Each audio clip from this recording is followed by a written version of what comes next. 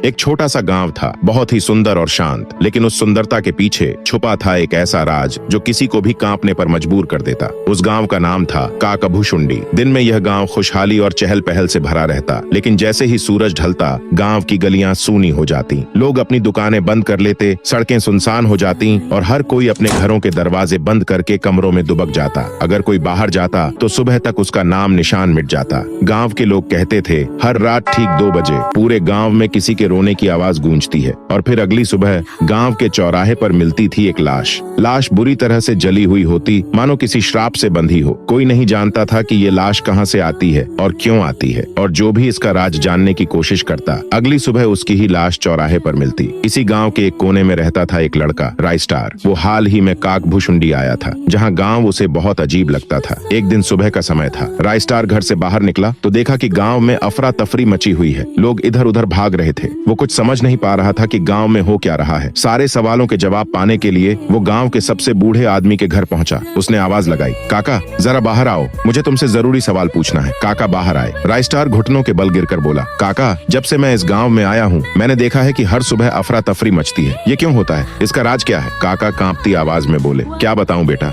अब ये रोज का मामला बन चुका है। हर दिन गाँव के चौराहे पर एक लाश मिलती है। कोई नहीं जानता कि वो कहाँ से आती है और क्यों आती है। राइस्टार ये सुनकर सन्न रह गया। काका उसे उस लाश के पास ले गए। राइस्टार घंटों तक उस लाश को घूरता रहा और फिर बोला, काका ये किसी शापित शक्ति का काम है और मैं इस राज को सुलझाकर ही रहूंगा। अगली शाम राइस्टार ने अपना ड्रोन निकाला। रात होते ही उसने पूरे गांव पर निगरानी शुरू कर दी। तभी उसकी नजर खेतों में खड़े एक पुतले पर पड़ी। जैसे ही ड्रोन थोड़ा और नजदीक गया, राइस्टार ने देखा कि पुतला हिल रहा है। अचानक वो पुतला एक जलते हुए इंसान में बदल गया। उसका पूरा शरीर आग से जल रहा था। वो आदमी धीरे धीरे गांव की तरफ बढ़ा। एक घर के सामने जाकर दरवाजा खटखटाया। घर का मालिक बाहर आया। तभी उस जलते हुए इंसान ने एक मंत्र पढ़ा और अगले ही पल वो आदमी भी आग में जलकर राख हो गया। वो आग का बना इंसान उस लाश को उठाकर गांव के चौराहे पर रख देता और फिर गायब हो जाता। राइस्टार ने ये सब देखा और दंग रह गया। अगले दिन सुबह होने से पहले वो एक तांत्रिक की गुफा में पहुंचा। उसने तांत्रिक को सारी रात की घटना बताई। सुबह होने से पहले ही राइस्टार और तांत्रिक उस पुतले के पास पहुंच गए। तांत्रिक ने उस पुतले के चारों तरफ आग की लकड़ी रखी